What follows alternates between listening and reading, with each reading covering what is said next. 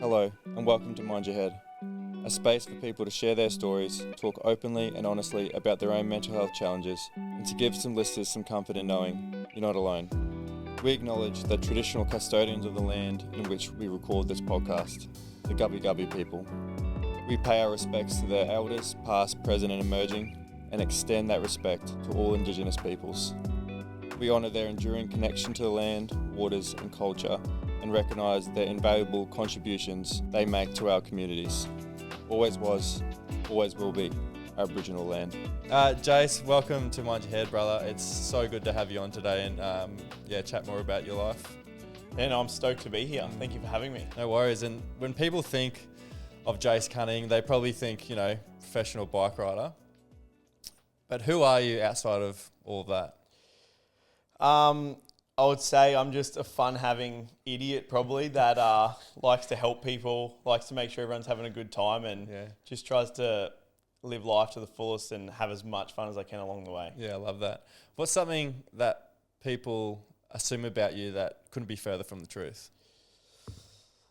Oh, that's a good question. We've got some good questions. I think some people probably assume that I can be stuck up, which is super far from the truth because as much as I'm super outgoing and like my biggest passions in life is helping people, I'm just can be very shy when I first meet people. So sometimes I'm super standoffish and I think some people take that the wrong way. And I've had people in my life be like, when I first met you, I thought you were so arrogant. And then we become like best mates and they're like, you're one of the most fun people to be around. But I just get super shy around certain people and I think that can come off the wrong way. I thought you're arrogant. No, it's just my social anxiety. I'm just not good at it. No, it gets like funny, that. Yeah, I feel the same too sometimes when I first sort of, especially in big crowds or you're sort of meeting people for the first time, I often lean just to be by myself. Yeah. I think that's my sort of comfort zone. I'm not sort of the one out there. And people might sort of have this assumption that I've got a podcast that I'm sort of outspoken or comfortable sort of going up to anyone and chatting, but most of the time, like, it's not the case. Yeah, I 100% agree. Like, even like BMX and a bike track is like my place of confidence. And I like do a lot of YouTube and stuff. So people see that and think I'm super out there, but it's like growing up, I never went to parties. I never did any of that stuff. So it's like, if I go in a social setting that isn't to do with bikes, it's just like stress central. Yeah. What's one moment that have shaped your identity but no one knows about? I think it would be probably when my sister lost her partner. Okay. I think it just changed the way that I view life, view the world, view other people, and kind of changed the way that I want to live my life. How so? I think just like seeing how many things we stress about in life that don't actually matter. I think I used to stress a lot about, just meaningless, pointless stuff. And at the end of the day, I think the only things that really matter is the memories you create with people and just, I think, being close to the ones you love. And I think everything outside of that can essentially be solved and fixed no matter what the problem is. So I think we just got to stress less, enjoy life and create more memories. Yeah, I love that. When was the last time you felt lost or unsure of your direction? Oh, probably very recently. Really? I think right now I'm in a place of transition? Or confusion, I think. Oh, yeah. I think the transition happened a few years ago, like I was just saying to you. Yeah. From like racing to coaching during COVID, I kind of fell into it and it got so busy and hectic that it consumed me. And now, like 4 or 5 years on, I'm at a place where it's like, I'm looking back and I'm like, if I stuck to racing, what could have been? And so many people constantly tell me that I should keep racing and I've got talent that's being wasted. But then I'm also in a place where I'm like, I've got so many clients that I don't want to let down that rely on me and that I do want to help. So I'm in a place where I'm trying to prioritize 2 things. And I've always found it hard to do that because I'm the type of person that like, when I'm in something, I'm all in. All in or nothing. So having 2 priorities is a struggle for me because even if I have training on and then someone's like, oh, can we train at this time? I'll always turn down my training to go help them. And yeah, that's where I'm struggling to have two priorities. Do you feel like at this time in your life, I wouldn't say you've lost the love or the passion for it, but I think right now my passion's back at its like highest. really, I think I lost the passion a fair few years ago, yeah, but I was too scared to step away because I think sport and racing is where I got my validation from. So I never like stepped away. And then I think that's kind of just simultaneously how I fell into coaching, because I kind of stepped away from racing and started helping others in that. But right now, like I have the itch to race. I want to race. When I'm watching other people, I'm like, I want to be out there. But yeah, so I think, yeah, just confused and tricky little period you're in. yeah. Yeah. And let's talk about that racing and go back to when you were a kid. How did you get into racing, and was it part of your family growing up? My dad raced motocross. Oh, did he? So I started in motocross. I got my first bike for my 3rd birthday, and you couldn't race till you were 4, and a race fell on my 4th birthday. Sick. So I was there racing, got to the first corner and got stuck. I was tiny, got stuck in a rut. That was the end of my first race. I just sat there in the middle of the track crying, waiting for an official to come get my bike out of the rut. And it was at a track called Coolum, and it's just a sand track. So as a kid, it's horrible. You're getting bogged. And then I think when I was 7, I went and watched my mate race BMX. And that night, I just like fell in love with it, bought a bike, and then started racing. And that's how it kind of went. But my parents took me to BMX because they wanted me to get more aggressive in motocross, because I'd been racing for a few years then, but I'd like let people pass if they were near me and stuff. So BMX is more aggressive than motocross. I guess the mindset and skills and stuff. And because it's so short and sharp, like you've got 30 seconds to win or lose. Oh, right. And like in motocross, at the professional level, motors go for 30 minutes. That's mental. So whereas ours is 30 seconds. So it's like, it's all or nothing from the minute the gate drops.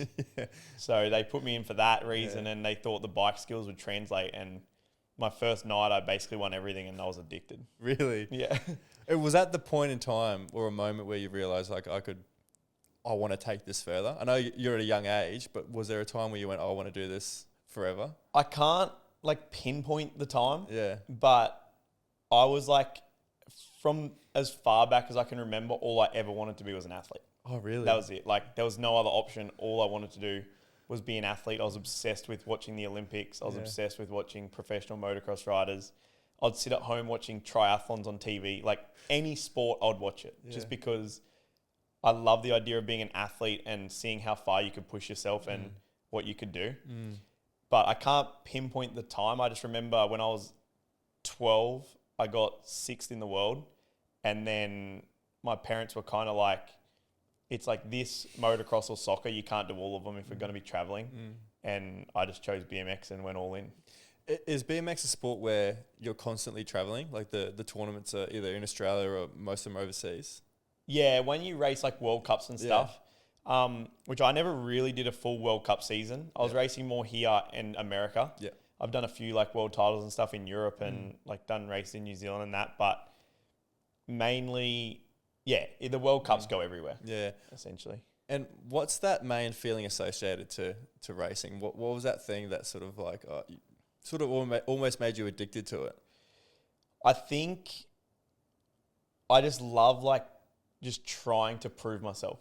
Oh, right. Which I think has its downfalls in my day-to-day life. Yeah. But in racing, like I'm just obsessed with like trying to prove myself and prove other people wrong. And like 2023, I hadn't raced for ages, and someone told me I couldn't beat a certain guy. So I signed up for like the Queensland title because he was going, and I just trained my ass off for like 10 weeks, and then I went there and won it. And as soon as I won it and proved that, I was like, all right. I love that mentality though. It's like, it's almost that bit where, you know, I guess when people call you hard-headed or stubborn, I think people link it with like a negative narrative towards it. But I love that stubbornness when someone tells me you can't do something. I'm like, all right, now I've got to do it. Because you just told me I couldn't do it. Now I've got to do it. I've got to prove you wrong. I've got to prove me right that I can actually do it. Especially from like a young age, I think about sort of, you know, I think I was 8 or 9 when I wanted to play rugby professionally.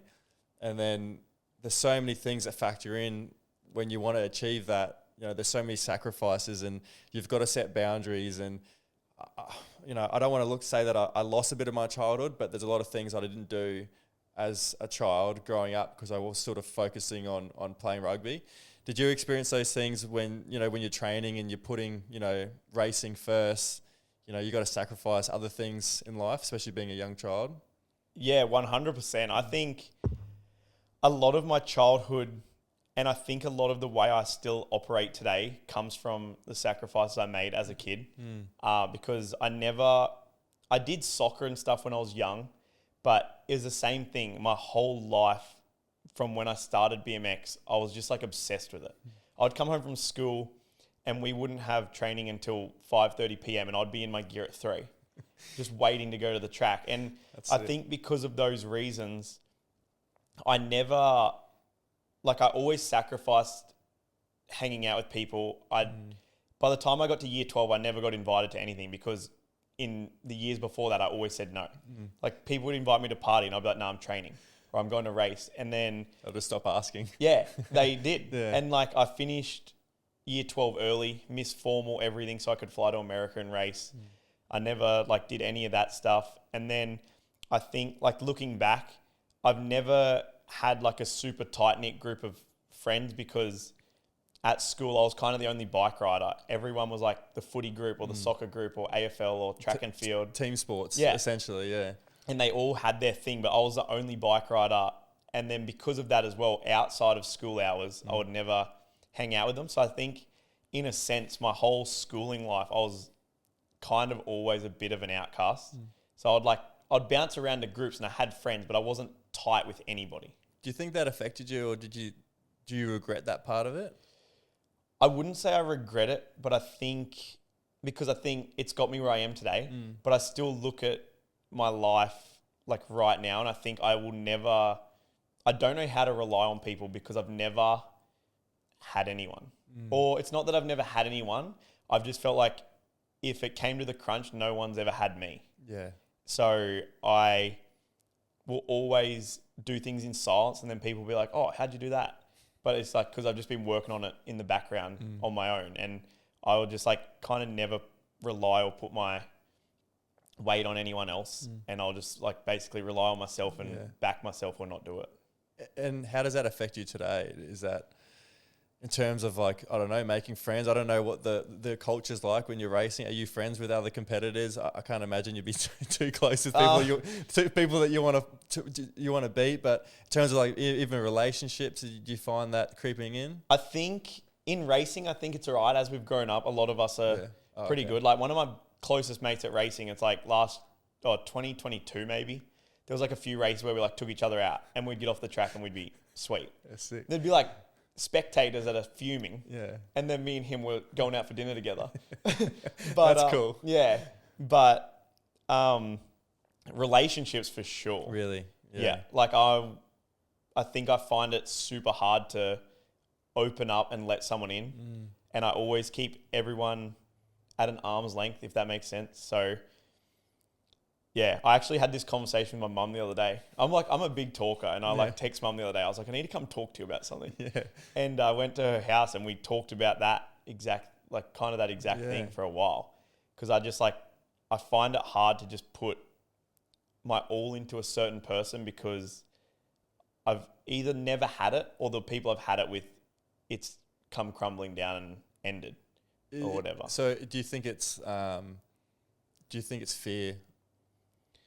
I think so. Yeah. Yeah. Of showing sort of your real self. Yeah, because all the people I've done that with are no longer really in my life. Yeah. So I'm just lucky. I'm lucky I've got a really close family. Yeah, yeah. So it's I just go to mum, my dad, my sisters. Yeah. Yeah. Oh, I love that. Another thing sort of when you're racing, and I've always wondered this because when I'm playing rugby, my head's clear. For some reason, it calms me down, and it sort of makes me live in the moment as best as I can. When you're racing and you're flying through the tracks, you say 30 seconds it takes you to get through. Yeah, race is 25 to 35 seconds. What's going through your head? Is it clear? Are you thinking about, what's to the left, to the right of you? I'm guessing you know the track very well, so you know what's coming up. What's going through your head? For our sport, it's very fast. So it's like on the gate and stuff when we're about to start, I'm clear. Yeah. But the moment the gate drops, everything is a decision. Oh, right. Because it's like if the person beside you snaps a millisecond quicker, they'll move over on you. So then you got to make a decision. Do you keep pushing? Do you back off? Do you move? What line do you want into the first corner to try and... Oh, so you're constantly analysing every moment. And that's what I've been very good at. Like a lot of people can't analyse that quick. And my whole career growing up, I was small. So I always was fighting in the back of the pack to pass people. So once I got older, I was good at making decisions quick and committing to them. But I think, throughout the whole race, it's more just like adapting every bit. And then if I'm in front, I'll listen to what the commentators are saying so I can know where the person behind me is. Really? If they're close, trying to make a move and all that stuff. So you're paying attention to the commentators. You can hear them over the loudspeaker and you're going, I know where people are now. Yeah, sometimes, yeah. Really? If I can feel someone at a certain... And I'm very good at analysing what other riders will do. Oh, right. So... as in their tendencies? Yeah. What they like and to it's do, the state title I won in 2023, I got third gate pick for the final. So I had qualified third. And I purposely did that. I purposely let two people qualify in front of me because I wanted them to select their gate before me because I knew what their gates were like. And before the final, I have a video on YouTube. And in the video, I'm like, this guy will go lane 1, this guy will go lane 4. So I'll go 2 because I know I can beat the guy in lane 1 and then I'll have a clear track. So it's ultimate mind games. Yeah, and it's exactly what happened. Really? He went 1, he went 4. I got out, moved over to 1, and then I didn't have to worry about anyone on my inside because I just analysed everything.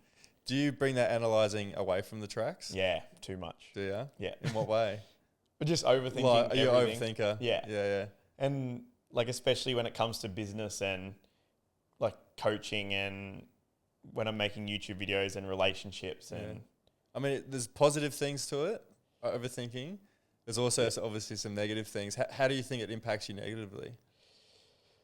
I think I just put too much weight on certain situations that don't really matter. Kind of like what I was saying at the start. It's I'm still trying to get better at just being it doesn't matter, whatever. But then because of racing, it's someone will do something and I'll think of exactly why they did a certain thing. And then in life, I do the same. Someone will do something and I'm there's obviously a motive as to why they've done this. Why'd they do that? Yeah. Or if they said something a certain way and then... It's very difficult because I'm the same. When I sort of played rugby, it was all or nothing for me. Yeah. And I found it very difficult to switch that off when I wasn't playing and then live life and have relationships and not hold other people to the standards that I hold myself to. And it really affected sort of my relationships with not just sort of romantic relationship, but with friends, with family, that for me was all or nothing. But I couldn't understand if someone wanted to do something, a hobby or an interest or pick up a new start playing guitar or something something like that.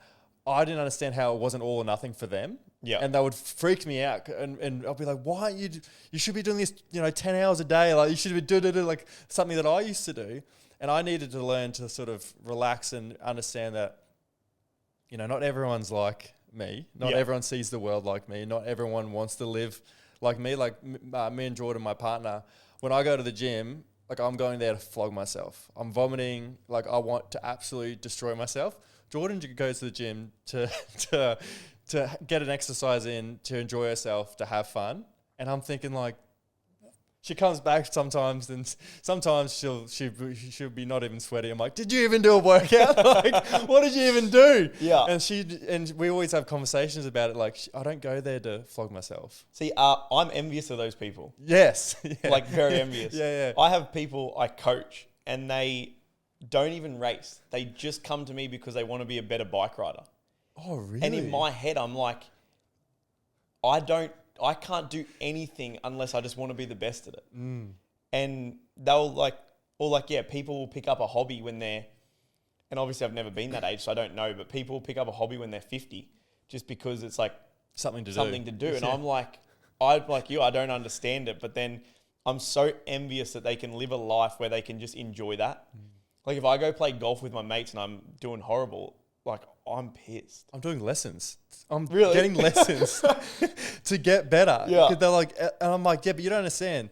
Fun golf to me is being good at it. Yeah. That's what's fun to me. Fun to me isn't shanking into and losing 20 balls every time I play. Having fun is hitting it on the fairway and chipping it in. Like that's what's fun to me. Yeah. And it's funny when people are like, we'll just go for a quick hit. I'm like, I'm going to get lessons. Yeah. I'm getting brand new clubs. I have two mates and they go to golf and I'm like, who won? They went, oh, we didn't score. I'm like, what'd you do? I'm like, what do you mean you didn't score? Someone had to win. Are you finding it hard to tone that down in other aspects of your life? Yeah, I think so. Yeah. I think I'm getting better at it. Like there's sometimes now I can go and enjoy certain things and just, like enjoy being in the moment and enjoy just doing whatever said thing is. Without being uber competitive. Yeah, but it's still there. Yeah. Like there's like a running joke at my coaching because there's like a fair few riders there that are like really good and they're like around not my age, but like 20 and stuff. And they're getting good and they'll make like bets with me all the time. They'll be like, you can't beat me still. And I'm like, all right, put your money where your mouth is. And like there's one kid at coaching and we have like so many bets running. And there's one right now about he thinks he can beat me in handball. And I'm like, you're not going to. Yeah. I'm like, because I'll like die before you beat me. I was like, I'm not willing to lose to you. But it's like, we do it as like a fun joke. And there's like a real cool family at BMX and it's like a mum, a dad and two sons that ride. And they're the nicest people. Yeah. And the mum always jokes because she's like, I'm going to find a sport I can beat you at one day. And I'm like, all right. And we've done like running races and all sorts of stuff. And it's just like, because she knows that I'm competitive. Yeah. And in racing towards the end of my career, I got kind of known for being like very mentally strong. So I always like say to him like jokingly, I'm like, you're not going to beat me because mentally I've got you covered. Even if you're better than me, I'll beat you mentally. And then it's just this whole running joke, but it's become a lot more fun now. Yeah. Like the competitive side, but it's still competitive. Where do you think you get that from? Is it a mum and dad thing? Is it a thing? I don't think so because my mum is so chill. Yeah. Like I said on Dean's podcast, I was like, when I would race, if I got 7th, I'd come off the track and my mum would be stoked. But I think it's just years of setting goals and being so hard on myself to achieve them that it just becomes normal for you to want to be the best you possibly can. And when you do it for so many years, you don't know anything else. Yeah, it's interesting too because if you're constantly moving the goalposts, I know winning's the ultimate goal, but do you still feel fulfilled? Like if you're constantly sort of setting that standard higher and higher and higher and moving the goalposts, do you feel that you lose fulfillment, you lose joy, or is winning sort of the icing on the cake for you when you get that win? I don't know because like I used to always think like when people be like, "Oh, just go have fun at racing." In my head, I'm like, "Winning's what's fun." But then every time I'd win, I'd be so empty because I'd be like, "Oh, now what?" So like when I won the A Pro title in the US, like the Grands and the Rock and all that, and I went the entire season in the US where I never finished off the podium, and I only didn't win 3 of them, and I got 2nd, 3rd, 3rd. And at the end of the year, like my parents flew to America to surprise me. I won all 6 main events at like the biggest race we have and everything. And as soon as I finished the last one, I was kind of like, now what? Because I went there in 2014 and for 5 years, all I wanted to do was win that race. And it took me 5 years where it was just, that's what I wanted to win. And so 5 years of my life was dedicated to that. And then when I won it, it's like, you think that your life's going to change or you're going to be this other person or I don't know. I don't know what we think, but we think that something's going to happen. And I finished and I went and like hugged my mum and my dad and they were like crying and I hugged like my old sponsor and everyone was there. And then it was just like done. And I'm like, now what do I do? Yeah. I felt the same thing because all I wanted to do was play rugby professionally. That's all I ever wanted. Yeah. And I got there at 20, I was 20 years old, turning 21. And I remember getting there, playing first game, seeing my name on the jersey, and I'm thinking like, how good's this? I've just done I've set a goal since I was 7 years old. Like when you finish school, they do that thing in the school book is like, favorite movie quote or where you're going to be in 10 years. Like in my school book, I wrote playing professional rugby. Yeah. Right? And I look back on that and go, fuck, I actually did it. But I remember being in the moment thinking, I'm meant to be feeling something else here. Like I'm meant to be feeling some sort of fulfillment, or like I've reached the point where I've trained my whole life, but I don't feel any different. Yeah. And I'm like, fuck, I thought this was going to fix it. Like not fix it, but I thought this was maybe going to fill the void or fill that thing that I was sort of searching for, but I realized it wasn't. Yeah. It wasn't the thing. Yeah. Because I don't know where I heard this quote, but it was the quote where they say, you've already achieved goals you said would make you happy. And like, I always think back to that because I was always so like destination driven. Like all I wanted was to get this goal as quick as I possibly could and that be that. And then looking back now on like winning that, which was like such a big goal for me for so long, everything good that came from winning that race came from the 5 years before it. Every lesson, every hardship, every good thing was all in the 5 years before it. Nothing good came from that day besides a bit of money. Yeah. No, I feel the exact same because that point in time where you're getting paid to play rugby, it's in the sense of like your life, it's the easiest time of my life because everything's given to you. Training's full time. Like you don't have to sort of work another job. Yeah. Everything's there provided for you. But the funnest times is when I was, labouring throughout the day, driving down to Brisbane, those early days, playing a game of footy or training, coming back at midnight to the sunny coast, getting up, labouring all through the day, doing it again. I did it for like 3 or 4 years. Yeah. Like when I was 15, 16, 17, all just to for that one goal. And I look back and I go, they were the funnest times when it was the struggle. Like the climb up the mountain was almost more enjoyable or more rewarding than getting to the mountain. Yeah. You're getting to the top at least. Yeah, 100%. But you only feel that when you actually get to the top. You know? And the harder the climb, the better it seems when you actually do get there. Yeah. But I don't know what the answer is, but I'm the same. Right now, I wouldn't say I currently have any goals in life right now. I just want to enjoy every day and just see where everything takes me, because for so much of my life, I lived in the future and I was never present. Like I would be here talking to you, but all I'd be thinking about is training after. And then at training, I'd be thinking about recovering. And then I'd be thinking about tomorrow. And I never, ever feel like I enjoyed the moment. So now in my life, I'm really trying to just be where my feet are, enjoy every coaching session. So when I go to coaching and I have 5 hours in a row, I'm like, let's just enjoy this first hour. Then when the new people come, we'll enjoy that one. Is that been a challenge for you to be present in the moment and not let your mind wander? Yeah. Yeah, it has. 100%. Yeah. But I think even now that I've kind of started training for racing again and have the thoughts of racing is hard, because now when I'm coaching again, I'm thinking about training and thinking about trying to stay off my feet because I'm walking around all day. But I'm just trying to learn every day and figure it out, because I don't know what the answer is. And we talked about obviously winning. Fun for you is winning, and I love that because I feel the exact same. How do you go when you don't win? How do you go when you fail in terms of you lose a race? And does that shape the version you are today? Yeah, I think so. I'm pretty okay with losing. Oh, you are? It annoys me. I fucking hate losing. Yeah, well, I'm not okay with it. I deal with it well. Okay.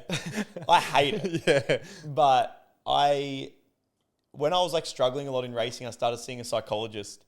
She kind of made me okay with the, I guess, the topic of failing, or just failing in racing or making mistakes. Because she was like, if you want to be good, you've got to be okay with this stuff, or else you'll put too much weight on these certain things, and your entire life will be dictated by your failures, which will increase the likelihood of having more failures. So it's interesting how that works, doesn't it? Eh? So it's through that, I got very good at not worrying about it too much. I could just mess something up. I'll be like, this is what I messed up, and then I'll just move on from it. So after a race that I do bad in, I'll be pissed for a little bit, but I'll just, while I'm pissed is when I'm analysing what happened, what went wrong, why that happened, and then I'll just move on and be sweet with it. You mentioned before that we talked about sort of the love and the passion, and you mentioned that it was almost chasing external validation. Do you think that overrode your passion and love for the sport? I think at times. At times. Yeah. I think I've lived a very long life of trying to please others and trying to do things that seem good enough in other people's eyes from my own perception. Yeah. Like no one ever told me I had to do anything or achieve anything, but it's just like what I thought other people were thinking of what I was doing. So I think even to this day, there's certain things where I'm like, do I really want to do this, or am I doing this because of someone's view of it? And it's like something I'm trying to constantly work through, because I was sitting in my car the other day waiting for something, and I was like sitting there thinking, and I was like, if there was no social media, no one knew who I was, no one could see what I was doing, I was like, what would I actually want to do right now? And I didn't have an answer. Really? Yeah. So I was like, that's a problem. That's the work though. Yeah. Isn't that beautiful? You get to do the work, because that's something that I really struggle with when I lost the passion for rugby, and I knew I lost it, and I wasn't doing the things that I knew I should have been doing at trainings or recovery, or all the little things that add up during a game that I used to pride myself on. Like the reason that I went as far as I did, because I wasn't the fastest or the fittest or the strongest, definitely not the strongest or the biggest or anything like that. But I used to analyze every player, every play, every game. I knew what everyone was doing. I knew where I wanted to be. So I was almost like, because I knew I wasn't the fastest or the fittest, I was almost shortcutting my way to be in certain positions because I knew what was going to happen before it happened. And I pride myself on that.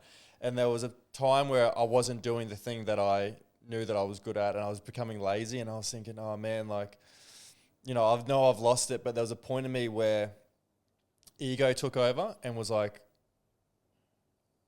you're good at it, you're getting validation, people are giving you attention, whatever it may be. And I was like, I ended up playing for another 3-4 years, even though that, I was already mentally checked out. Yeah. Right. And I was just doing it just for the attention, pretty much, just for that validation of Elliot's the rugby player. Yeah. Until someone was like, I heard someone say, fuck, Elliot's probably lost it, hasn't he? I was like, shit. So now it's obvious. Now like, I know that I'm not in it, but now it's sort of becoming obvious to other people. When you're playing a team sport, when you know that someone's not in it, it's like about time to give it a rest. So I know exactly what that feels like of sort of knowing, obviously you're getting back into it now, but almost doing it for that external validation of what you think people want to see out of you. Almost your identity. Like, did you have trouble with that, linking your identity to Jayce, the bike rider? Yeah, 100%. Did you? Yeah. I've heard Dean talk about it as well, like about not being not having bike riding as his identity and stuff. Whereas like I've always struggled with that. Like if I go to a family Christmas, everyone will just be like, "Oh, how was racing this year?" Like that's the only question I ever get asked. Yeah. If I see someone I haven't seen for years, they're like, "Oh, he's still racing." If like my nan rings me, she asks about racing, and like if I like look at extended family and extended friends and stuff, like I don't think any of them could ask me a question that didn't involve racing. But for so long, that's all I wanted anyway. So I didn't. Can't blame them for it, can you? You're like, that's all you've done. And I didn't resent it. Like I didn't care back then because that's all I wanted. So them asking me about racing, I was like I like talking about it. Whereas like now I'm like, I really want to become more than that. And I want to help people, and I want to do the coaching and all this stuff. So now when people are like, "Oh, what are you doing with racing?" I'm like doing more than just racing. I was like, I'm not even racing at the moment. But I love that though, because I felt the same thing. There were so many times in my life where mates and family was like, "How's footy going? What's the training been like?" Yeah, and I rejected it honestly, because like I did it so much that when I was away from it, I just wanted to talk about anything other than that. And I think what I struggled with was I felt like I had more to offer to life, for other people than just playing footy. But I didn't show that. Yeah. All I showed was Elliot, the footy player, and everyone was like just chatting about footy, and I was just like, fuck me, can we have a conversation? Like, I do other things, but I'm saying that I do other things, but in reality I don't. Like I didn't try to do other things. I've always wanted to play the piano. Never done it because I got caught up in being the ego of like, when you first start something, you shit at it. Yeah. You're terrible at it. And I hated being terrible at something. And because I was good at footy, I latched onto my identity of playing footy, and I loved that feeling of being good at something, that I didn't want to go back and be this this is the beginner again. I hated that, because I was like, you're going to be shit at it. And I was addicted to being good at something, that it was really hard for me to be like, all right, I really want to play piano, but I know that I'm going to be absolutely terrible at it. And I'll be like, nah, fuck that. Because the feeling I get playing footy and being good at something overrode the feeling of being, of trying something new and sucking at it. And that's what got into a really bad headspace. And even like chatting to people now, obviously away from footy, like don't play footy anymore, so the conversations are different, but the conversation now turned to the podcast. And I was doing the podcast, and it reminded me of those times, like, well, what was it like playing footy? Those same sort of conversations, but now I'm more accepting, and I'm more like open to it, and more sort of less sort of criticizing or pushing it away. Now I'm like, I love talking about this, because I guess it is a broader term of this podcast is like all about life. So it opens that conversation up. So, and even when I first started, that fear of like starting something new, that you're just going to be shit at it, like that was the driving force, because my whole life was never trying new things. So I was afraid of being bad at it. That was my whole pattern of my whole life. So when I started this, I was like, I'm going to be terrible at it at the start. It's probably not going to work out, but I'd rather know, I'd rather find out than never try. Yeah, no, I agree. I'm the same. I feel like I'm the exact same with you. I know, like, when people want to go do certain things, I think because of being at like the BMX track all the time, and like usually I'll probably be the best rider there and things like that. It's like if we go do something else, I feel like just in my head, I'm like, if people are better than me, it's like, and it's happened in the past, so now I latch onto it. But if people are better than me, then it's like funny to other people that I'm not the best that's there doing whatever said thing is. And so I've been the same for ages. Whereas like the other day I went swimming with my mate who used to be a really good swimmer and just got smoked in the lap pool. And it was funny because I was just struggling and he's just gliding. But then he came to the BMX track and he's trying to jump like a jump this big. And then I'm doing like triples and stuff, and he's like, "How do you do that?" I'm like, "How do you swim so fast?" It's almost embracing those different aspects and not trying to like not trying to be the best at everything. Yeah, and I think that comes back to that being able to enjoy things and kick the competitive bit out of it. But it's hard to let go sometimes, and I guess like you mentioned before, that all or nothing mindset, and something that I've definitely experienced too, and something that I really struggle with was finding balance. When it's all about sort of winning and constantly taking risks, especially in your sport, how do you find that balance? Versus, I guess it would have been hard sort of earlier on in days, but sort of where you are now in life. I think I'm pretty bad at balance. Still? I'm all or nothing with like everything. Yeah. I've said to people before, I'm like, if I had ever tried a drug in my life, I'd be a drug addict. Because I'm like, if I'm in, I'm in. Yeah. It's like Theo Von always says, if I get something, I get it. And I always use that line because I'm like, it doesn't matter. Like if I want to do a triathlon, like I'll be out there figuring out how to cycle good, how to run good, how to... Yeah. And it's the same with BMX. It's like once I decided BMX is what I was doing, that's all I trained for. And I used to get up at like 4 a.m. before school and I'd train. I'd go to school and I'd find websites that weren't blocked that I could watch BMX videos on the school laptop. That weren't blocked. And because like there was like a bike, like YouTube was blocked, but there was a bike website that had videos that you could watch and weren't blocked. So I'd like sit at the back of the class watching bike videos and then I got to like year 11, 12 where we had spare subjects and I had a meeting with the principal so that when I had a spare, I didn't have to come to school till like 11 or I could leave at 1 so I could go train. Yeah. And I think I've just like kind of always been like that.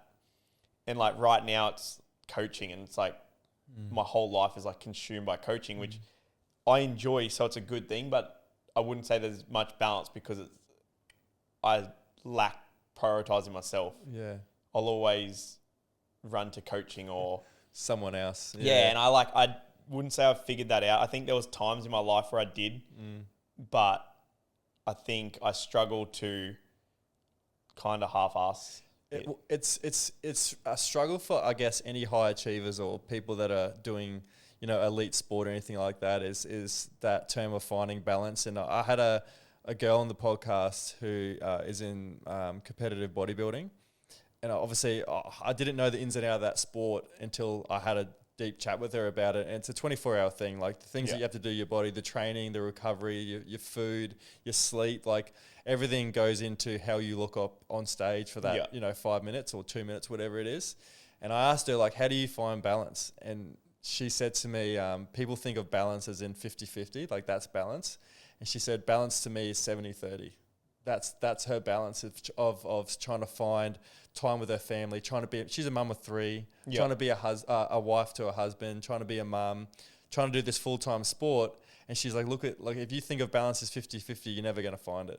Yeah. So my balance is juggling all those things and also doing competitive bodybuilding. And I guess when people go into it and go, oh, I want to do this, and try to find an even balance of everything, that's when you sort of start going wrong. Yeah, and I think like what she said is true. I think finding actual balance is impossible. And I've heard someone talk about like even putting energy into a relationship. It's not about you being 50-50. It's like if I've got 80% to bring and you've only got 20, you bring the 20 and I'll bring the 80. But then in a couple of days, it'll swap around. Like I might only have 10%, so you've got to do the 90.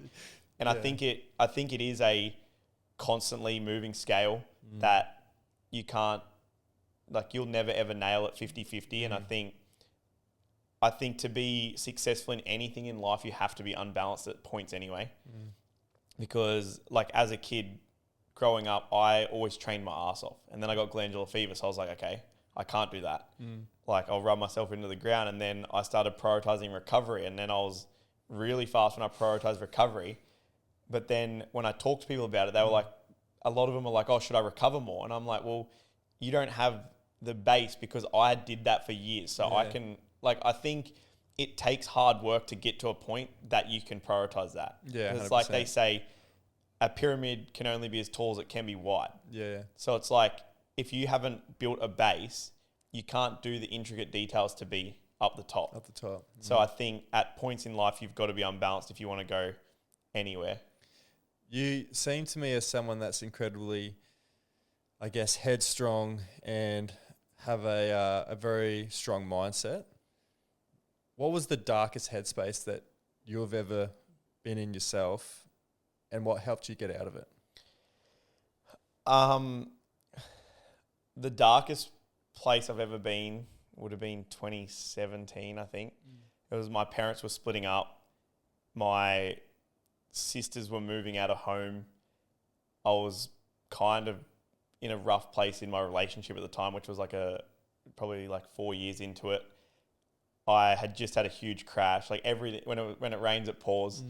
And I was in a place where I woke up every day and I did not want to be here. Really? So and it's not that I didn't want to live. I just didn't know how to get out of that place. And so all that was going on. So we went from a house where there was my mum, my dad, both my sisters, one of my sister's partners lived there. One of my sisters had a little girl. So we were surrounded by people. And then my sister and her little girl moved out with her partner. Then my other sister and her partner moved out. Then my mum moved out. And it was just me and dad, but dad worked all the time. Isolated. So I basically was home alone. And it was without a doubt the darkest time of my life, but no one had ever seen it because I just dealt with it on my own. And I started seeing a psychologist around that time as well. So it kind of, that kind of helped me through it. But I had just come off a huge injury too, where it was a pretty big head injury, and I snapped my collarbone. So I also wasn't racing, so I was working, and I was hated this job and everything. And then I was at home one day, and I was on my bed, and my mum called me, and as soon as she called me, I knew something was wrong. And when she called me, I answered the phone, and straight away she told me that my sister's partner had killed himself. And it was one of them feelings, as soon as her name came up on my phone, I was like, this isn't a normal call. You felt instantly there's something instantly. wrong. I just knew there was something wrong. And I was with my sister earlier that day, and we were going to pick something up for my other sister, and she was like, "Oh, I haven't heard from Mitch. Should I go check on him?" Because it was his sister's birthday that day, and they were going out for lunch. And she's like, "Oh, I haven't heard from him." And we're near his parents' house. And then she was like, "Oh, nah, he'll come and get ready." And then I dropped her home. I went home. And then probably an hour later, my mum called me. And I instantly knew. And as bad as it sounds, that is how I eventually got out of that place, because I kind of, in a sense, blamed myself for the girls losing their dad, if that makes sense, because I was in such a horrible place when all this was happening. And I've never really said this, but I was like, if I went, the girls might still have a dad because he might have had the perspective of someone. Your perspective at that point. Yeah. Because I was like, no one relies on me. People rely on him. But then because of that, obviously he was gone. So I was like, now I've got to step up and be that person. So I think that's what pulled me out of it. I was like, I don't have any other choice but to be strong and work through this. And then, we went and kind of dealt with it. And from that point forward, I just changed my perspective on life and tried to just simplify everything. And I was like, not everything is as bad as it seems, and suicide is just a permanent fix for a temporary problem. Did you or did any of the sisters know that he was struggling? Yeah, we knew he was struggling for a long time because his brother passed away in a car accident. Him and his brother were best friends. So he was struggling for a long time, but I think I think it's the normal stereotype, but he was a big, strong, masculine guy, played basketball, did all this stuff, good looking guy. And I think he was struggling for so long that it almost became normal to everyone. So it kind of got to a point where it was obvious that he was struggling because he lost his brother. But I think... Well, part of his identity was... But I think people just got to a point where they weren't expecting anything because it was time just kept passing. He's going through something, And as time passes, I think people just, in a sense, start moving on. And then that happened. How is it? How did that sort of impact the relationship with your sister? Yourself and your sister, yeah. I think right now we're super close. At the time I was traveling a lot, but for a while she was very closed off, as you would be. Yeah. She I would text her and call her and stuff but she wouldn't, she didn't really talk a lot. And she had 2 young kids at the time. They were 1 and 3. So she was busy trying to do that, manage everything, deal with her own emotions and grieving. But then my mum moved in with her to help her out. And then I don't really remember the next couple years because it was everything, there was so much going on. It became a blur, but right now we're super close. And I'm interested to sort of know how your life changed. Were you able to talk to your family about some of the things that you were going through? Or did you sort of keep it quiet because of what was happening at that time? I definitely didn't talk straight away, but I talked to my girlfriend at the time. Oh, you did? Yeah. I opened up to her and then one of my best mates. But they kind of knew that I was struggling before any of that even happened. So it was kind of a roll-on conversation. I didn't abruptly spring it on them because that had happened. So I did talk to them, but I've never really talked in depth with my family that much. Still to this day? No. And I think that's... this sounds probably bad, but I think that's because in my eyes, I'm my sister's got the worst of it. So who am I to complain? And I was actually thinking about that this morning because I was thinking about how pain is relative to everyone. And it's if the worst pain I've felt is a 10 on a normal scale of pain and yours is a 4, our 4 and 10 are equal because it's the worst we've ever felt. 100%. And I was trying to like thinking about that and breaking it down in my head this morning when I was driving to coaching, and like it makes sense, but then it's like when it comes to me doing it, I'm like, oh, still. When it always comes to us, we always like don't apply those same rules to us. But we've said it to someone else the exact same. But it's always a dangerous thing because then you don't validate your own feelings because someone's always got it worse. Yeah, but someone might always have it worse than you, but that doesn't mean that what you're going through isn't valid, isn't painful. And it's crazy too, like you see, since that happened, like my sister started a clothing company that Mitch always wanted to start. Cool. And then like donated like part of every sale to like men's mental health and all this stuff. And it was getting sold in barber shops and all this stuff. And just from that and her story, the amount of people that like reached out and have similar stories that you just don't like know about. And then when I spoke about this on Dean's podcast the other day, like one of the clips on TikTok went like really big, and just like all the comments is like, there's so many people that were commenting and messaging me and stuff that had similar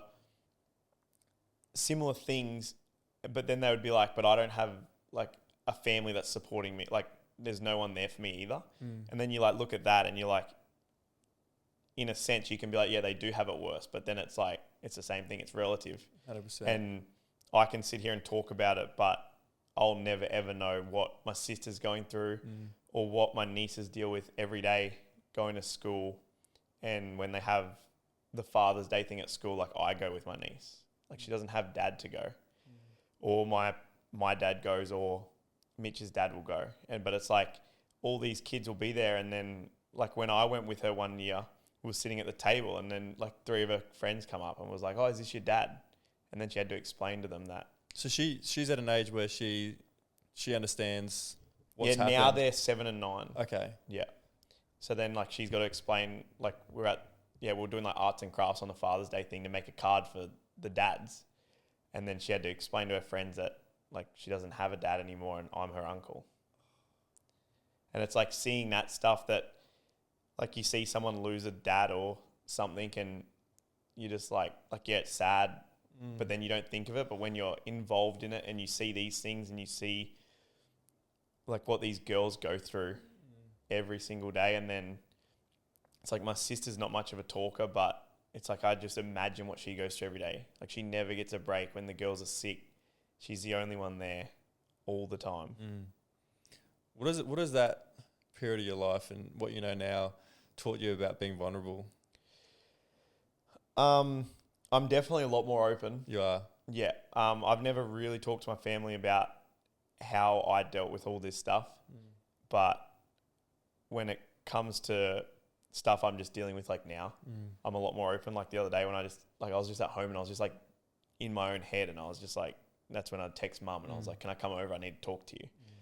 And then we just sat there and like I cried on the couch with her for ages. And it was like, it wasn't even about anything deep. It was just about like how I've noticed I have these tendencies in life that I can't shake and I don't know why. And I feel like it's affecting like my career, my relationships, my future, whatever.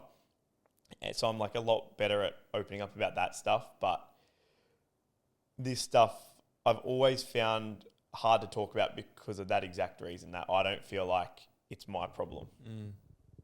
It is always tough, isn't it? Because I've always been very embarrassed and a little bit guilty for some of the things that I've done to myself and some of the bad places I got myself into, because I've had such an amazing upbringing, such loving parents, that I don't deserve to go put myself through these situations. That I've always been super embarrassed to be like, I've had an amazing childhood, great parents, great brothers, but I still didn't want to be here. Yeah. You know, and I always think like, well, someone's like, I don't want to say that because someone's just going to like say, what's wrong with your life? Yeah. And I'll be like, nothing is fucking wrong with my life. But at the same time, not validating how I actually feel. How did you, you talked about sort of feeling enough, feeling worthy. Was there a point where you tied your self-worth and feeling enough to winning, to performance? Yeah, 100%. Yeah, 100%. And it came from when I was a kid.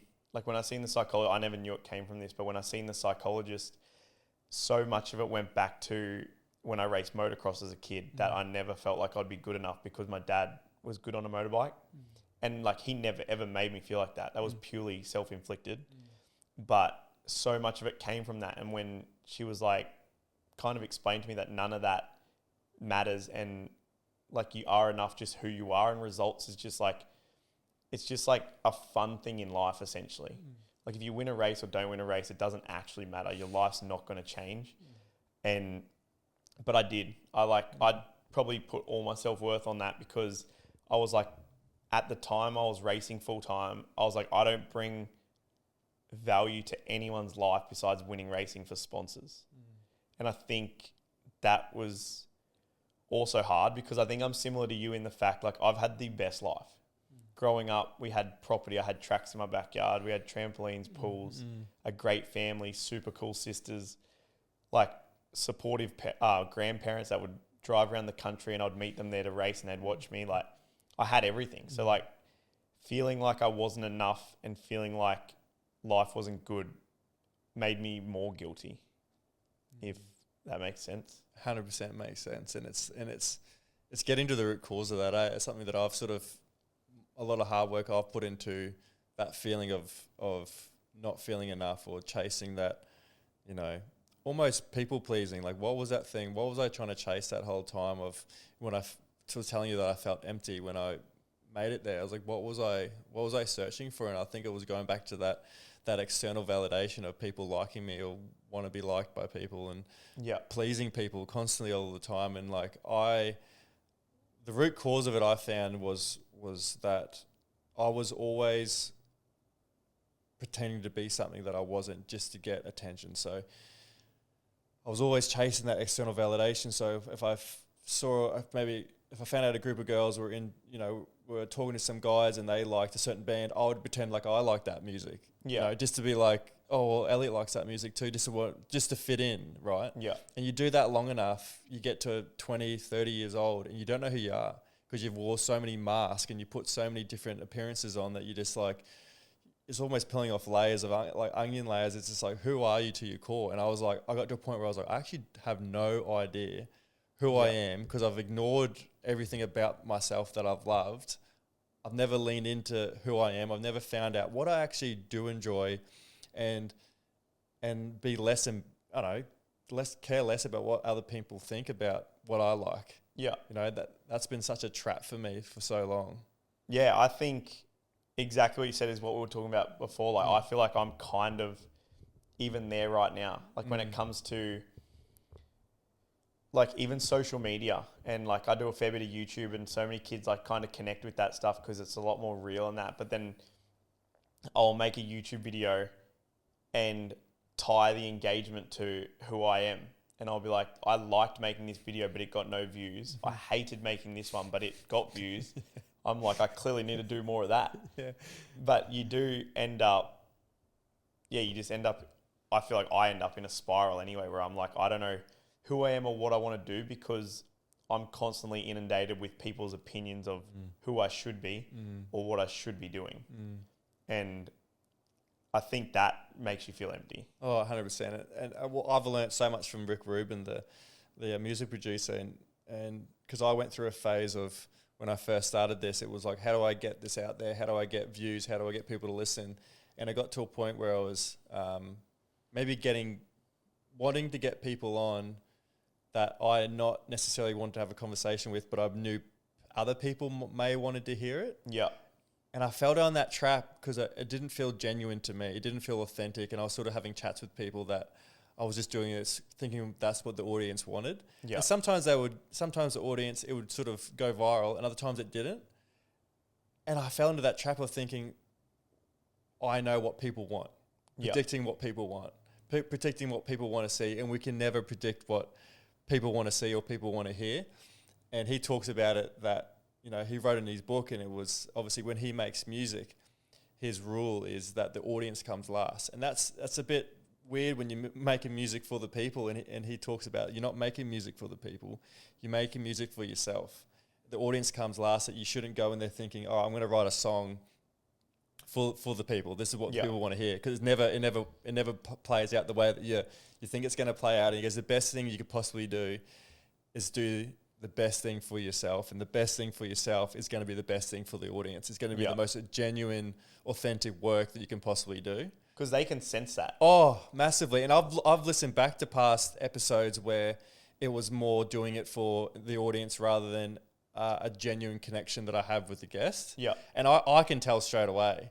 And I'm like, oh man, and the ones that I've recently and probably the last 12 months have been the most popular ones, have been the ones that I've thoroughly enjoyed having conversations with, and not even giving too much about if the audience is gonna like it, which is weird to say, because I do want the audience engagement. And I am doing this to provide value for the audience, but at the same time, these conversations have got to be genuine to us, me and you. Yeah, and I think it hits too, because you'll be surprised how many people out in the world are like-minded to you and me.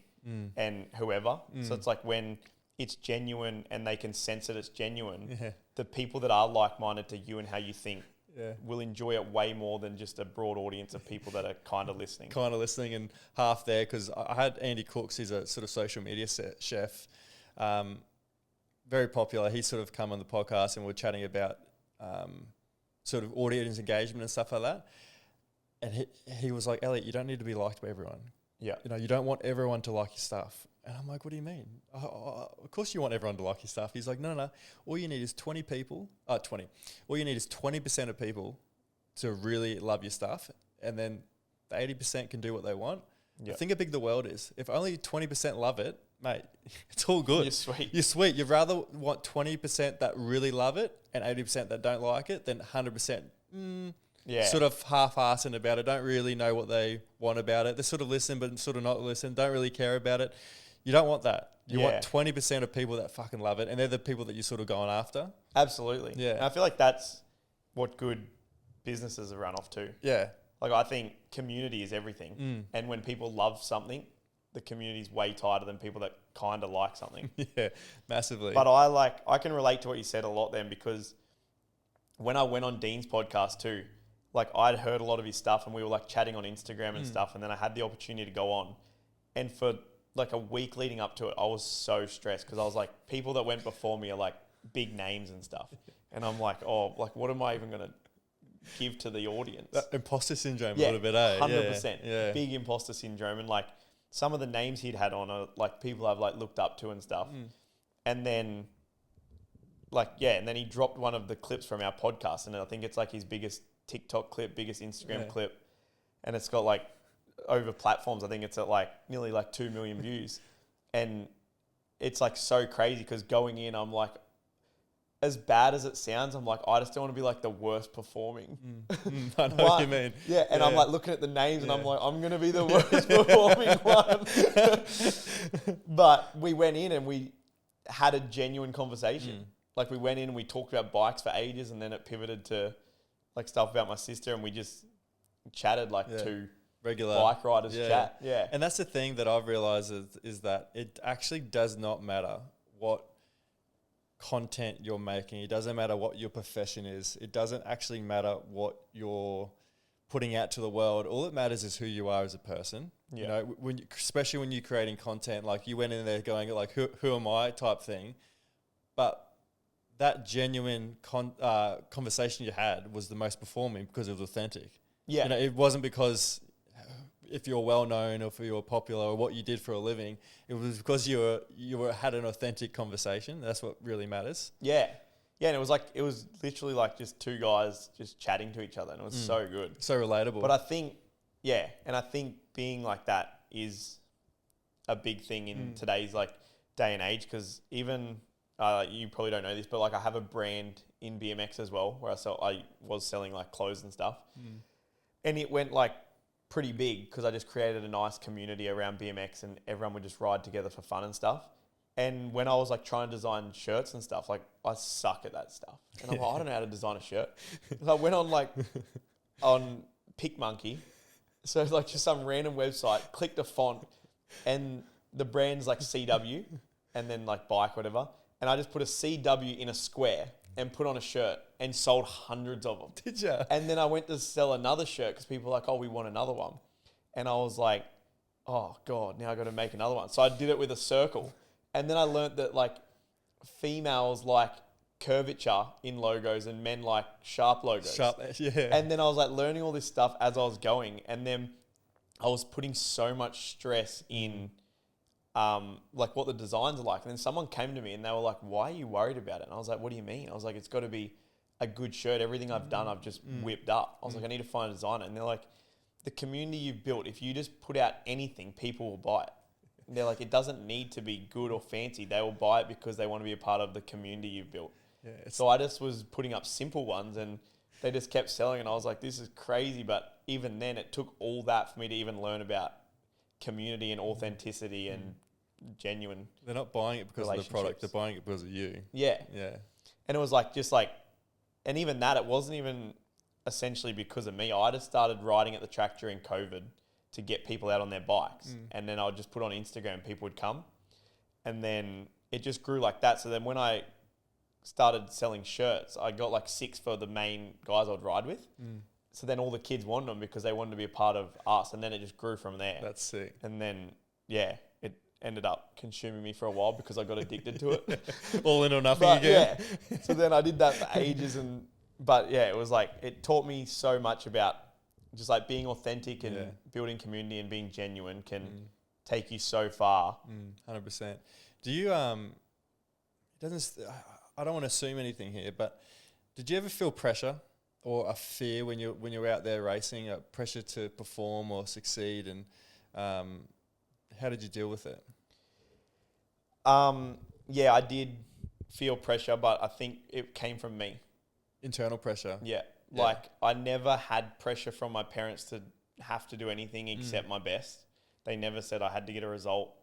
I was lucky with sponsors. I never got sponsors that cared about results. They cared about like who I was off the track, how I treated the kids and the fans, and I love that. How I basically did social media, which I love doing anyway. But I think growing up, I went to school with, when I got to the higher grades, I had one other kid at school that was a BMX rider, and he was really good. And he would beat me most weekends when we were a kid. And then he'd come back to school and people would be like, oh, how was racing? And he'd tell them that he beat me. So from then on, my whole life became, if I don't win or if I don't do good, I'm not good enough as a person, or people will judge me, or people will laugh at me. Because my whole life, basically, I was the only bike rider at school. And then he moved to our school, and then this started happening, and he was beating me at the time. So then I put my pressure on myself that, if I didn't win or if I didn't do this, I wouldn't be good enough. And I knew I had to face these people on Monday at school. Yeah. And then I think that's when I like started resenting school. Yeah. And then racing started, like, at that time I was doing horrible because all I cared about was people's opinions. I didn't actually think about racing. What I need to be doing to actually win. Yeah. And then, so then dealing with that. So then for years I sucked under pressure. Like, I went to multiple national titles in a row where I won every lap except the final. And I got 4th 5 years in a row. I never got on the podium. And then it would always be behind people I'd beat every weekend. But when it came to nationals, it's like I had a self-sabotage subconsciously that I would never do it when it mattered. And then one day I got to like my breaking point and I was like, I need to either quit racing or I need to go more all in and spend money, get a psychologist. And a MotoGP rider I know put me onto a psychologist, and I started seeing her. And she basically just went back to my childhood and unlocked everything around motocross, about being good enough for my dad and this school stuff. And we talked about basically all this emotions and stuff, but we never talked about racing. Really? And then after 2 visits with her, I like podium for 2 years straight. And I had like 21 races in a row where I got a podium. And then the year after that, I went to America, and that's when I podiumed I won every race except the 3. So what did she unlock? What was the breakthrough? Was it just to heal that inner child of you, that all the expectations you put on yourself?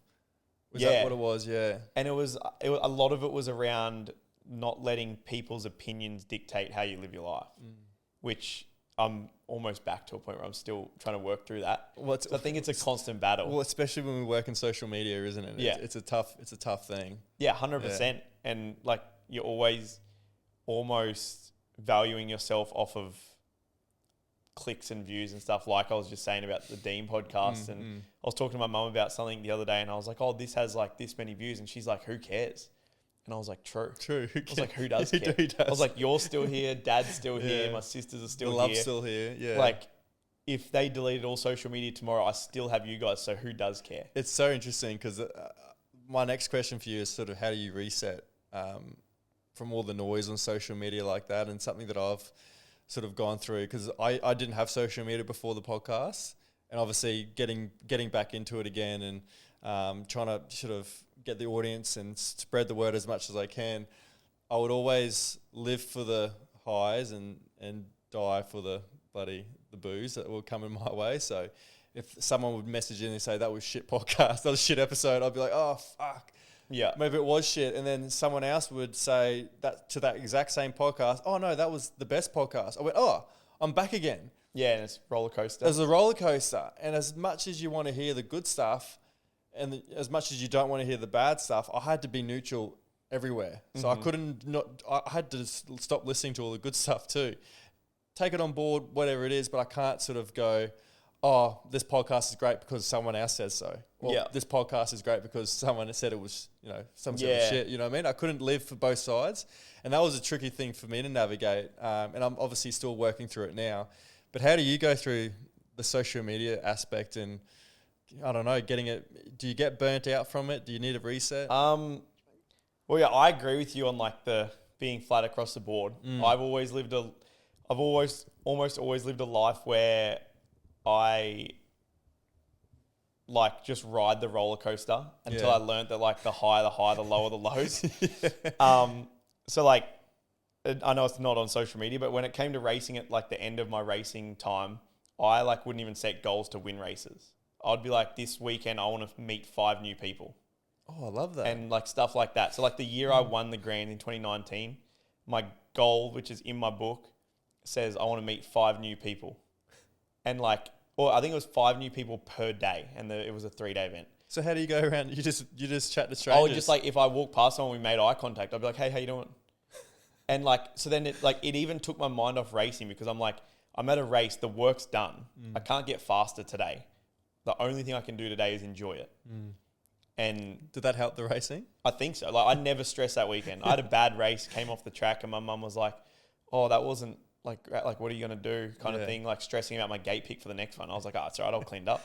I love that. And I never worried. But so then I'm like, that got rid of like the high highs and the low lows, I think, like not setting strict goals on that, because it's like when you go to a race, everyone wants to win. Oh yeah. So it's like, if you set a goal to win, it's like what sets you apart from the other people, because everyone wants to win. Exactly. But when it comes to social media, it's never really affected me. I've never really had too bad of an experience on social media. Good. Like when I was 16, I dropped a video with my mate in New Zealand. He was like an editor, and we just made this video in New Zealand of me riding, and it like blew up on YouTube, and I was like young, and people were like responding so well, and like that was like my first kind of social media interaction thing. Yeah. And then like Dean's post the other day, I think there was like one bad comment I seen, and it was just like some young kid, and it just said like, can you turn the music up? I don't want to hear what he's saying. And that was like it. And then every other comment was positive. And then I had one, but it was me being an idiot, so it never worried me. Yeah. But I put up, my mate dared me to hold a sign out the front of Macca's that said, bring back plastic straws, years ago. And it blew up. And it was in like UK newspapers and news, and that I got like death threats for. And my mum's like, can you just take it down? I'm like, Mum, who cares? I love plastic straws. Yeah. I'm like, it was a joke. Because everyone's like, I can't believe, people like commenting, I can't believe you'd stand out the front of Macca's with that. I'm like, I was there for like, I was so embarrassed. I stood there for probably like 2 seconds. He snapped this photo and I dropped the sign and ran away. I was like, I did not stand there. And then people were giving me death threats and all this stuff. But it was just a joke. And that's the only negative stuff I've dealt with on social media. Yeah. So I've never really had it where it's like attacked me, because that was just like all environmental people worried about turtles. Yeah. I'll edit that out about my straws then. Yeah, you're going to be in trouble. Yeah, we'll edit that out. Targeted at me. What about, not so much sort of the audience, but what about your own dealings with social media and not getting too consumed by it? Did you have to do you set boundaries in terms of like when to stay off the phone, when to sort of give yourself a break from it? Are you single? Yeah. Yeah, well, that's all.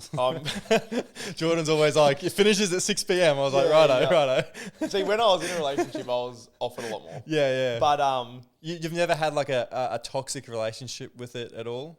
Oh, definitely. Oh, definitely. Oh, have you? Yeah. Because I was addicted to views and stuff. Yeah. But I'm a lot better now. Now I like, even on YouTube, like I used to post and I'd like update YouTube Studio and like see if the subs were going, see what the views were doing, see where I was ranking. And now I've like hidden YouTube Studio off my phone and turned off like cellular, so I can't check it unless I'm at home doing something to do with YouTube. Yeah, nice. And it's almost more rewarding because I'll like check it every couple of days and everything has grown. Yeah. But I've been better lately. Like I went out on on my sponsor's boat the other day, and I was just like text my mum and stuff, and I was like, if you need me, call one of the boys. I'm just turning my phone off, because this was after I had that conversation with her. Yeah. And I was like, everything I do is like almost for a reason. I was like, I don't want to do that. So I turned it off, put it under the seat of the boat, and had the sickest day. Yes. Whereas it's like, it's almost like I usually will like even post the boat because it's like, I don't know, people will respond to it. Yeah. It's that content. Yeah. Yeah. So I am getting better at it now, and I used to be pretty good at it, but I definitely go through peaks and valleys. Yeah. I'm sort of the opposite, where I need to start capturing more content. Yeah. Because I'll go through periods of my life and I'm like, oh, this would actually be really good to show for the podcast. And I'm like, fuck it. Yeah. You know? And I've almost got to turn my mindset a little bit to because it's such a sort of still a new thing for me. I've still got to like turn my brain on when it comes to capturing moments and creating content. And because I always, like, we went to Japan and I'm like, that would have been a good time to vlog the Japan trip. And I'm like, didn't even use my phone, didn't use anything. So I'm in that point where I've like, I just wanted to get sort of your views on it, because you obviously been doing it for a while now. I wanted to see. So I've got to bring my sort of game up, but I don't want to be cross that line. It becomes normal. That's the problem, because I have made YouTube videos for 5 years now.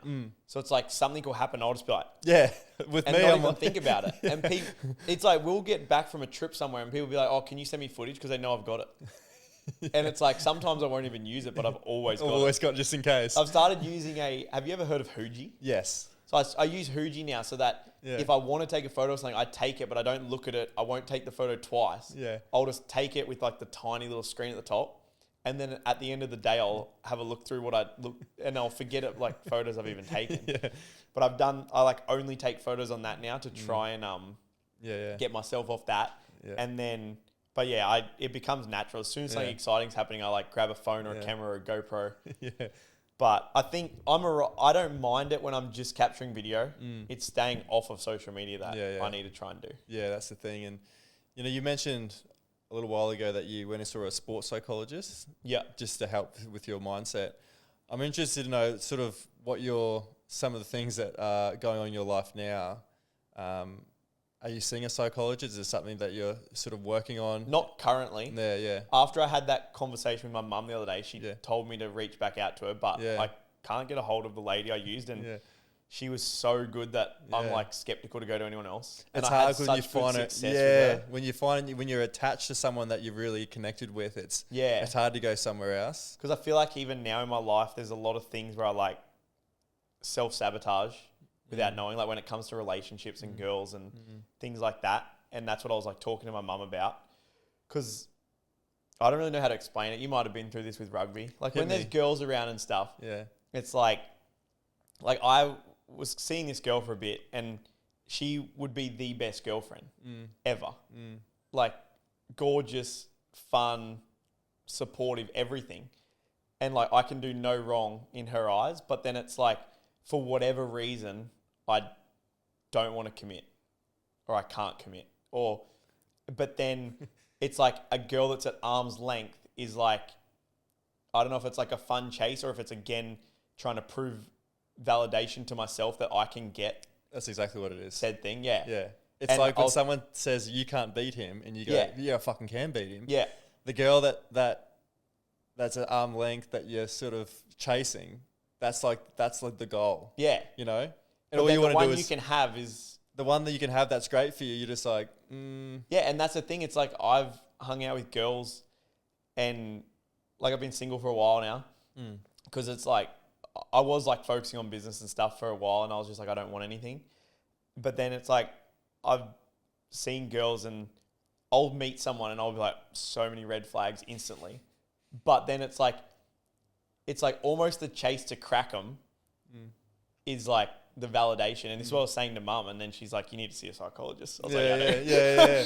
Yeah, but it's also like because it comes from racing. I was like, I don't know how to change that mindset because I've always lived in a life of chasing the next high. Yeah. Almost the next high, but also like it always comes back to your personality of analyzing things too. Like you're so good at analyzing things on the track that it obviously comes back to your personal life too. And like, it's interesting because I was the same mindset. I had a partner for 4 years and nothing was wrong with her, but I broke up with her and I didn't tell her why. And I couldn't tell her why. Because you didn't have a reason? I didn't have a reason, right? And that was the hardest thing to do but I knew it was the right thing to do.